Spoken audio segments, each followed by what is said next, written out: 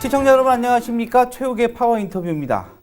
오늘 최욱의 파워 인터뷰에서는 제12대 충청대 총장으로 임명된 송승호 총장님을 모시고 임용 소감과 앞으로의 계획 등 다양한 이야기 나눠보겠습니다. 총장님 안녕하세요. 네, 안녕하십니까. 예, 먼저 임용 축하드리겠습니다. 네, 감사합니다. 어려운 발걸음을 해주셨는데 시청자 여러분께 그리고 도민 여러분께 인사 말씀 부탁드리겠습니다. 네, 안녕하십니까. 충청대학교 총장 송승호입니다. 최근 충청대학교의 신임 이사장과 총장 임용과 관련해서 내부 갈등이 있어서 우리 시청자 여러분들과 도민 여러분들께 심려를 끼쳐드린 점에 대해서 대단히 송구하다는 말씀을 먼저 올립니다. 네, 자 12대 충청대 총장으로 임명됐습니다. 조금 늦었지만 소감을 말씀해 주신다면요. 예, 뭐 소감이라고 하기보다는 지금 현재 내부 갈등이 계속 진행 중에 있어서 실질적으로 제 심정은 착착한 그런 심정입니다. 아마도 왜 부모님들이 다투면 자녀들이 제일 불안해하지 않겠습니까? 그래서 이 학생들에게 이 피해가 전가되지 않을까, 그게 제일 우려되고 있고 또 미안하죠. 그리고 특별히 다음 주부터는 충청대학이 개교 40주년 아주 성대한 월강문화축제가 진행될 터인데 코로나 이후에 아마 처음으로 이렇게 성대하게 치러지는 축제인데 이 축제가 좀 신명나고 즐거워야 할 텐데 대학이 혼란스러워서 그런 것들에 찬물을 끼얹지는 않을까 걱정이고 그래서 학생들에게도 미안하고 우리 구성원 여러분들에게도 죄송한 마음을 가지고 있습니다. 네. 자, 총장 임기가 지난달 이제 3일부터 시작이 됐습니다. 뭐 구성원들 총장님께서 말씀하신 것처럼 구성원들의 이제 반발이 좀 당초에 좀 거셌었는데요. 현재는 좀 어떤 상황인가요? 네, 4월 3일자로 이제 임용이 되어서 그때도 출근을 하지는 못했고 지금 현재도 총장실로의 출근은 지금 하지 않고 있는 상태입니다. 그럼 뭐 봉쇄가 됐나요? 이제 출근 저지를 하고 있는 상태인데 지난 4월 10일에 그 비대위 위원장님하고 교수님들하고 제가 이 협의를 한 내용이 있어요.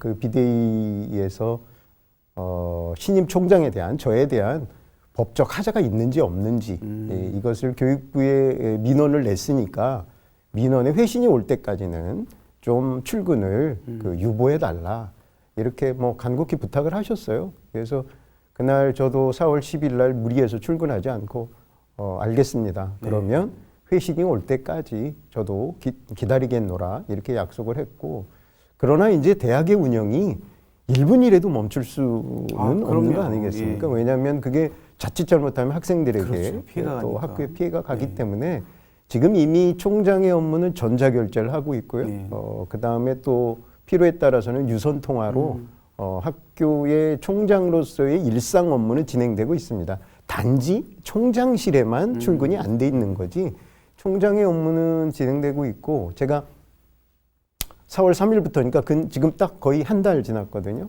한 달 동안 결제한 내용을 보니까 한 100여 건이 넘습니다. 지금.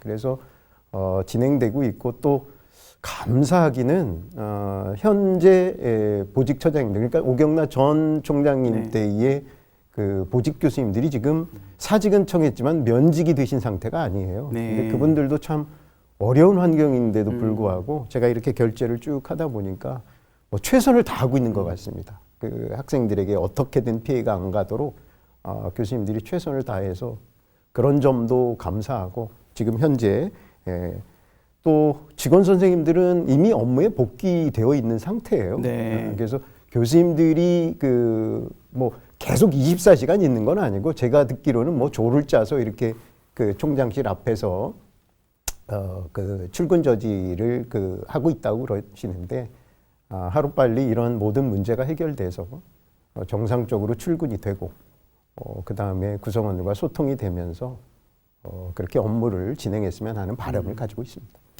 충청대 하면 이제 아까 총장님께서 말씀하셨던 이제 40주년을 맞이하고 어떻게 보면 충북 지역의 대표적인 사학 중에 한 학교 아닙니까?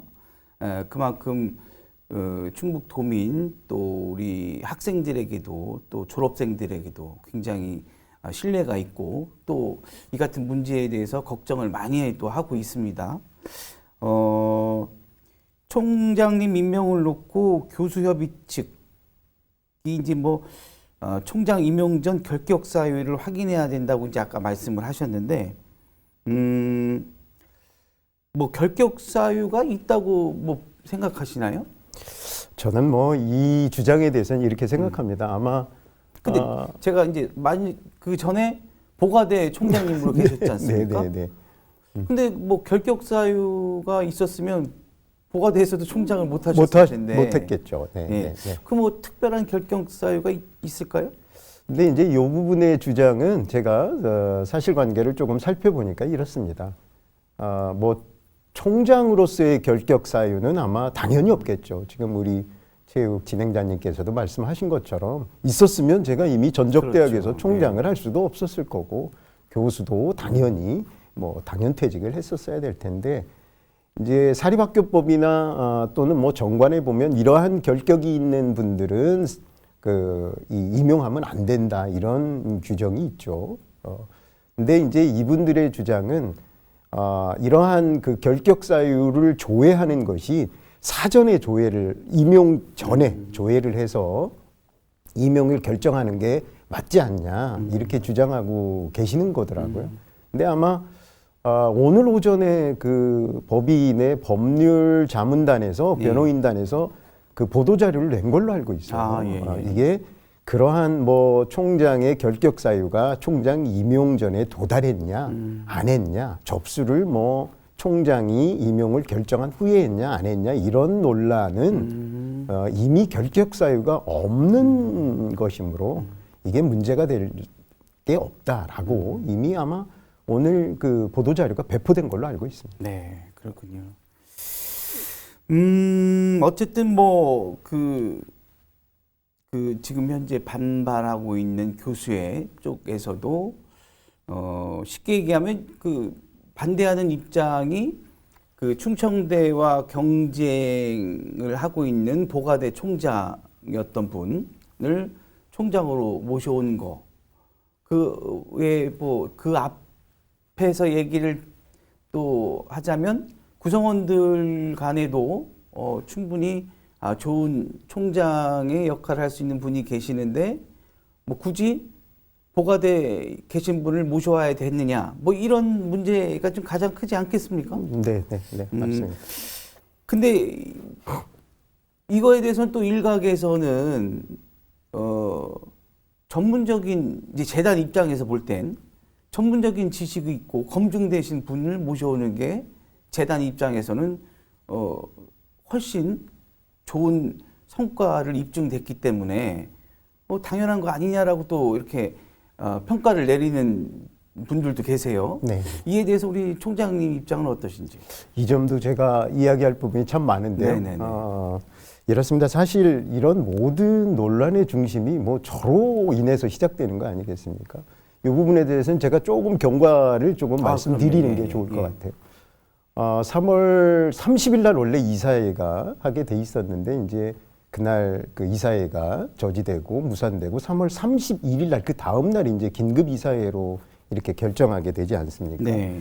이때 그날 오후에 이사회 그러니까 긴급 이사회가 되기 전에 비대위원장께서 저한테 문자를 보낸 게 있어요. 네. 이게 문자 내용이 뭐냐면 저는 뭐 비대위원장을 한 번도 만나본 적도 없고 일면식도 없는데 비대위원장이다라고 하면서 문자를 보냈고 당신은 우리 대학에 적합한 총장이 아니라고 판단돼서 총장으로 모실 수가 없으니 스스로 포기해달라 이런 뭐 내용의 문자예요. 아까 우리 체육국장님께서도 말씀해 주셨지만 40년 된 이 충청권의 명실상부한 뭐 명문대학 아니겠습니까? 뭐 그런 자존감도 있을 수 있다고 생각이 듭니다. 하지만 제가 그때 그분에게 답장을 쓰면서 그런 얘기를 했어요. 어떻게 나에 대해서 무엇을 아시는지 적어도 총장을 해보겠다고 했으면 그래도 총장의 이 충청대학에 와서 무엇을 하려고 하는지 그리고 어떤 뭐 계획이 있는지, 뭐 비전은 어떤지 이런 정도는 묻고 판단해야 되는 거 아니냐. 그냥 아까 우리 진행자님께서 말씀하신 대로 경쟁대학의 출신이니까 우리 대학에 적합하지 않소. 이렇게 얘기한다는 것은 그건 뭐 아까 누가 결정할 수 있는 건지, 그리고 이것이 조금 이 공정한 것인지도 한번 저는 생각해 보게 되고, 특히 제가 스스로 후보자 지위를 내려놨으면 좋겠다, 포기했으면 좋겠다고 했을 때 저는 그런 답변을 했어요. 지금 우리 지방대학의 학생들, 특히 지방전문대학의 학생들의 편견과 차별은 말할 것도 없는 겁니다. 그렇죠. 이런데 인근대학 출신이니까 우리 대학의 총장으로 안 된다는 것도 편견과 차별이 아니냐. 그것은 나의 평소의 소신과도 철학하고도 반함으로 내가 스스로 지금 포기할 생각은 없다라고 했더니 뭐 그분의 답변은 뭐 일고의 가치도 없는 궤변이다. 뭐 이런 인터뷰를 하셨는데, 저는 그 다음에 이제 또 인터뷰를 보니까 뭐 산업 스파이 뭐 이런 내용들도 나오는데, 이 부분에 대해서는 좀 저는 이런 생각을 가지고 있습니다. 대학은 투명하게 경영하는 게 원칙이고 정보는 공개돼야 되는 게 원칙입니다. 그래야 수요자인 학생들도 그렇고 학부모들도 정확하게 대학의 정보를 알고 선택하지 않겠습니까? 그래서 대학 정보 공시제도가 운영되고 있고, 대학 알림이 사이트를 보면 그 대학의 속속들이 모든 정보를 다 학생들과 학부모들이 다 열람할 수가 있습니다. 근데 이런 것 가지고 얘기하는 것 같지는 않고, 아마 국고사업의 평가 때 이걸 가지고 지적을 하시는 것 같습니다. 네. 근데 이 부분도 조금 사실과 다르다. 요즘 국고사업에 어떤 사업을 선정되려면 뭐 경쟁도 때로는 해야 되지 않겠습니까? 근데 이 평가의 기본 원칙은 정량적인 데이터가 1번입니다. 네. 물론 뭐 정성적인 데이터들도 평가도 있지만, 그 정성적인 평가라고 하는 것도 뭐 저도 평가를 다녀와 봤습니다만은 평가위원들이 자기가 자기 주관대로 정성적으로 평가할 수가 없어요. 정량적인 데이터에 의거해서 그렇죠. 그 데이터가 네. 어떤 계획서, 장기 계획과 플랜과 예산의 책정과 그동안의 실적과를 다 보고 평가하게 되어 그렇죠. 있습니다. 그렇기 때문에 제가 보과대에서 설령 어떤 정보를 빼내서 충청대학에서 쓸 수도 없거니와 그렇게 쓴다고 하면 탈락입니다. 왜냐하면 보과대와 충청대학의 특성이 다르기 때문에 그렇습니다. 그 대학에 알맞는 특성화 전략을 가지고 보고서를 쓸 때 이게 다 목적 사업이기 때문에 그렇죠. 선정되는 거지, 어떤 정보를. 그리고 또 하나, 여기에는 제가 총장이 아니었다면 또 혹시 모르겠어요. 근데 제가 경영의 주체자였어요. 그렇죠. 제가 주체자인데 제가 뭘 갖고 나올 수 있을까? 그리고 좀 전에 우리 진행자님께서 말씀하신 대로 제가 그동안 경험하고 또 제가 아이디어를 냈고 이러한 성과들을 제가 다른 대학에서 가서 발휘한다고 하면 그게 산업 스파이인가? 이거는 좀 논리에 맞지 않는 내용이 아닐까? 뭐 이런 생각을 가지고 있습니다. 네. 어찌됐든 그 논란이 이제 뭐 적절하게 빠른 시일 내에 사그라들어야 또 학생들, 또 학부모들, 또 우리 지역 도민들에게도 좀 걱정을 좀 덜어드리는 거라고 생각이 드는데요. 우리 총장님이 이제 그 보과대 총장 계실 적에도 굉장히 제가 많은 성과를 낸 걸로 알고 있는데요. 총장님의 대학 운영의 철학이나 계획 있다면 어떤 게 있으신지, 그리고 보과대 총장 시절에 성과를 냈으면 어떤 성과가 있는지 좀 간략하게 좀 설명을 해주시죠. 네, 뭐 보과대에 관련된 저 친정집에 대한 거는 뭐 제가 이 자리에서 많은 얘기를 하는 게 그렇게 적절해 보이지는 않습니다만은, 물론 뭐 많은 성과들이 있었습니다. 뭐 국고 사업들의 많은 것들을 다 수혜를 받았었고 이래서 성과는 있었지만 그게 저 개인의 혼자의 성과라고 생각하지는 않습니다. 보과대의 모든 구성원들의 힘으로 이룬 거고, 거기에 저는 함께 했던 한 구성원의 일원인 거고, 아마 우리 체육부장님도 벚꽃 피는 순서로 대학이 망한다. 이 기사는 아마 네. 제일 많이 네. 들으셨을 텐데 이 기사가 실제 내용적으로 보면 사실은 내용은 다른 겁니다. 왜냐하면 벚꽃 피는 순서로 망하는 게 아니고 지금 벚꽃 피는 순서가 시작되는 경남이라든지 전라남도 지역의 대학들은 이미 오래전부터 이 그 인구 절벽에 대한 학력 인구 감소에 대한 것을 준비를 많이 한 것 같습니다. 네. 예를 들면 입학 정원을 대폭 줄인 거죠.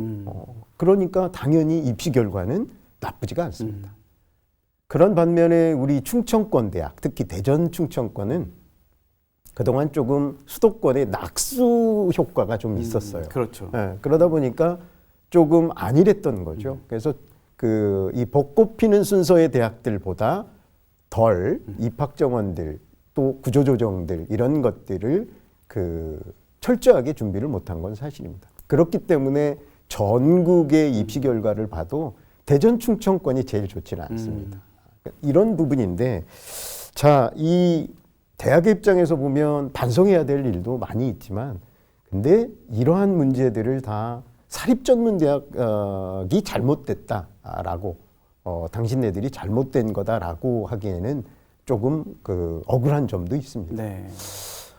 대표적으로 아마 지난해 충북개발원의 남윤명 박사님이 네. 저랑 토론회하면서 발표를 하셨는데 그 발표가 이런 게 있었습니다. 우리 충청북도에 청년들이 타 시도로 유출하는 인원이 4천 명이 넘는다고 합니다. 네. 그러면 우리 충북의 전체 인구 규모를 볼 때 이거는 결코 작은 숫자가 아닙니다. 예. 그러면 우리 충북은 어떻게 해야 지속 가능할까라고 할 때 저는 평소 소신이 이렇습니다. 충북에서 고등학교를 졸업한 학생들은 충북의 지역대학으로 입학을 하고 그 충북의 지역대학에 입학한 학생들인 졸업 후에는 지역의 산업체로 취업이 되고 그곳에서 정착하고 가정을 꾸리고 이런 선순환 구조가 돼야만 충청북도의 지속 가능성이 있고 지금 소멸도시도 예측 가능한 소멸도시가 많지 않습니까? 그럼요. 예. 이 문제도 저는 해결할 수 있다. 결국 이러한 선순환 구조를 만드는 것이 결국 한 대학의 문제가 아니고 그렇죠. 우리 충청북도 전체의 문제가 아니냐. 저는 이런 생각을 가지고 있습니다. 결과적으로 우리 지역 특히 지방대학교의 위기는 대학뿐만 아니라 지자체 또 교육기관 우리 기업체 또 도민들이 모두 힘을 합해서 또 이게 뭐 사회적인 심각한 문제가 또 여러 가지 인구 문제까지 결부가 돼 있기 때문에 서로 머리를 맞대고 노력을 해야 되는 상황이지 않습니까? 우리 총장님께서는 또 보면 충북 총장협의회 사무총장도 역임하셨고 전문대학교 전용위원장 뭐 이런 역임을 하셨어요. 그래서 이쪽 분야에서는 굉장히 전문가실 텐데 지방대학교가 제가 이제 좀 전에 말씀드린 거 외에 구체적으로 좀 회생할 수 있고 또 성장할 수 있는 계기를 마련하려면 예를 들어 우리 뭐 지자체라든지 어떤 도움이 필요할까요? 제가 이제 이 질문 때문에 네네. 제가 사실은 좀 보과대에서 총장을 하고 저도 많이 지쳐 있는 상태였지만 이 충청대 총장으로 해야 되겠다고 맘먹은 이 수락을 제의한 동기에도 이게 이제 포함이 됩니다. 네네. 왜냐하면 지금 우리 전문대학의 현실이 지방대학 중에서도 지방 사립 전문대학의 현실이 참 참혹합니다. 네. 이것을 좀 전에도 제가 질문에도 답을 했습니다마는 이게 대학의 반성의 문제는 아닌 것 같습니다. 그렇죠. 그러면 좀 구체적으로 이 문제를 어떻게 풀어나갈까? 이거를 아까 우리 도민들이 함께 풀어나가야 된다라고 제가 말씀드렸다시피 그 선순환 구조에 저는 이렇게 생각합니다. 아까 고졸의 고등학교를 졸업한 학생들이 지역의 대학들을 갈 때 저는 앞으로 우리 전문대학은 이 고졸 단계의 고교 학생들부터 연계 교육을 시작해야 된다는 생각을 가지고 네. 있습니다. 그 이유 중에 하나는 지금 고교 학점제가 아마 2025년이면 전면 다 시행이 되고 이미 특성화 고교들은 전문계고는 이미 시작이 되어 있습니다. 이 고교 학점제의 핵심은 학교 밖 교육과정입니다. 학교 간 교육과정. 뭐 이런 부분인데 제가 전적대학에서 소수교과목과 관련된 고등학생들의 강의도 해봤는데 문제는 제가 박사학위를 가지고 있어도 교사 자격증이 없으면 이 고등학생들을 가르칠 수가 없습니다. 보조받게 되질 않아요. 코티칭 받게 되질 않는데 중등교육법 별표 2에 보면 교육대학의 교수님들은 뭐 당연하고 전문대학 교수님들이 경력에 따라서 교육 경력에 따라서 정교사 2급, 정교사 1급을 받을 수 있다는 얘기예요. 그렇다면 이거는 일반 대학 교수님들은 해당되지가 않습니다. 네. 그러면 고교 학점제를 이용해서 우리 전문대학 교수님들이 고등학생들도 가르칠 수 있다라는 얘기입니다. 그러면 이게 뭘 의미하냐면 고등학교 단계에서부터 전문대학과 연계하면 뭐 요즘 전문대학은 충청대학교 2년제, 3년제, 4년제가 다 있습니다만은 2년제를 대표적으로 2년제의 수업 연한을 조금 더 줄일 수도 있는 겁니다. 고등학교 때 뭐 그 이미 학점을 미리 취득하게 하면 조기 졸업이 가능하죠. 이거는 또 뭐가 가능하게 되냐면 지역 산업체가 지금 제일 원하는 그 인력이 있습니다. 현장의 인력입니다. 연구 사무 인력보다도 현장에서 좀 인력들이 제일 그 수급이 됐으면 좋겠는데 이게 지금 미스매칭이 되는 거죠. 이것을 제일 수요에 맞게 공급해 줄 수 있는 인력 양성의 공급처는 전문대학이 제일 유리합니다. 그렇죠. 수업 연한도 짧고 네. 또 그것을 주문식으로 아예 조기 취업을 약정으로 해서 한다라고 하면 맞춤형 교육을 또 그렇습니다. 시키니까요. 그렇습니다. 그렇게 된다라고 하면 지역의 산업체도 윈윈할 수 있는 것 아니겠습니까? 이럴 때 저는 도지사님한테 사실 저는 건의드리고 싶은 게 있습니다. 네. 이들이 또 아까 순유출이 한 4천 명 이상 한다고 하지 않았습니까? 이들의 그 유출하는 그 수도권 집중화 현상을 뭐 단시간에 우리가 해결할 수는 없겠지만 모 지자체에서는 월 임대료를 지금 10,000원에 하는 지자체도 생겼거든요.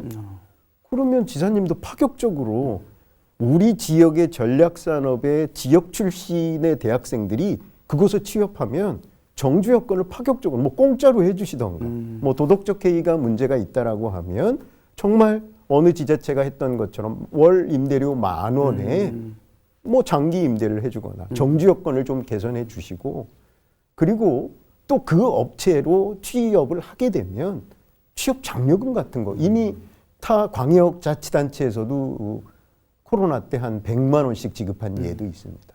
그러면 이런 것들을 해 주셔야만 결국 우리 충청북도의 미래의 비전은 청년에게 있지 않겠습니까? 그렇죠. 이 지속 가능성이 그들을 어떻게 해서든지 이 말로만 정착하게 하는 게 아니고 이것을 해 주셔야 될 것 같고 그리고 저는 이미 교육감님하고는 협의를 했습니다. 네. 이 고교 학점제 이 부분 자 교육부 입장은 이럴 겁니다. 아마 전교조 선생님들도 그럴고 지금 이 학력 인구가 줄으니까 교사를 줄이겠다고 하는 거 아닙니까? 교육부 발표는. 근데 선생님들은 일은 늘어나잖아요.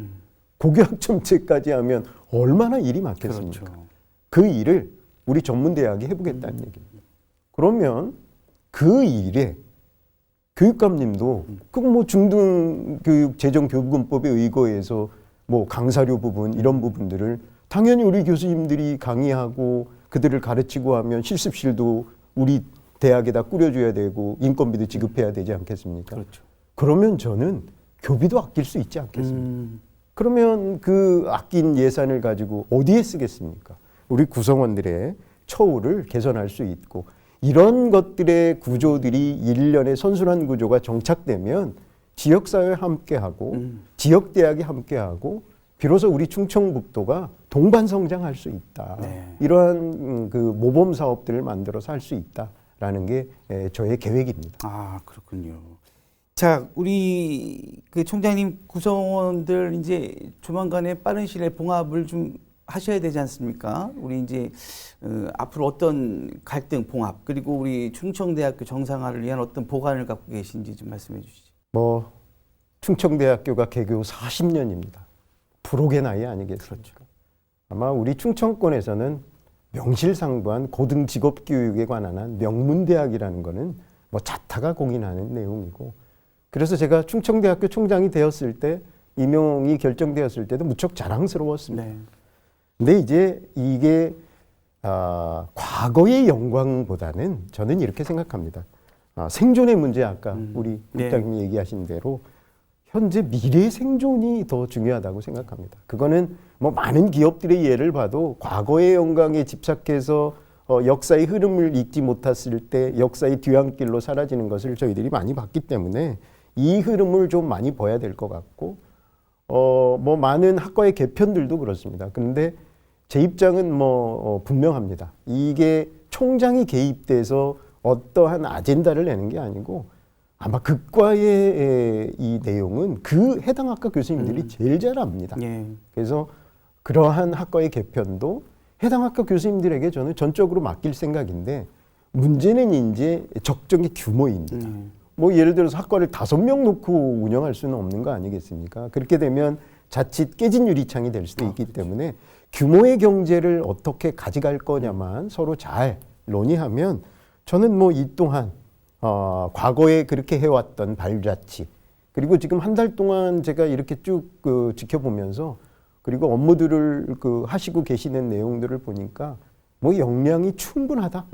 저는 이런 판단을 하고 있습니다. 다만 좀 전에 아까 말씀드린 대로 우리 전문대학의 설립 목적이 이렇습니다. 직업인의 양성입니다. 네. 일반 대학교의 설립 목적은 심오한 학문 연구라고 그렇죠. 하면 저희들은 취업이 본질이라고 생각이 듭니다.